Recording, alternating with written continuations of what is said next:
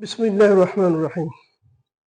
قال رسول الله صلى الله عليه وسلم: ما من مسلم يجلس جرسا إلا كان ما أكل منه له صدقة، وما سرق منه له صدقة، وما أكل سبع منه فهو له صدقة، وما أكلت الطير فهو له صدقة، ولا يرجع أحد إلا كان له صدقة। নবী সাল্লাল্লাহু আলাইহি ওয়াসাল্লাম ইরশাদ করেছেন, কোন মুসলিম যদি একটি গাছ রোপণ করে এবং তা থেকে কিছু খেয়েও ফেলে, তাহলে সেটি হবে তার জন্য সাদাকা।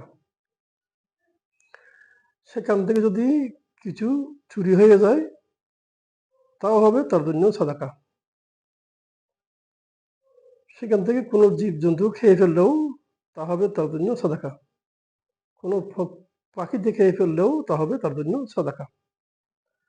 এবং সেখান থেকে কেউ কিছু পেরে খেলেও তা হবে তার জন্য সাদাকা। সম্মানিত বন্ধুগণ, এটি মুসলিম শরীফের 1552 নম্বর হাদিস। আসুন আমরা বৃক্ষরোপণ করি এবং সাদাকা অর্জন করি। আসসালামু আলাইকুম ওয়া রাহমাতুল্লাহি ওয়া বারাকাতুহু।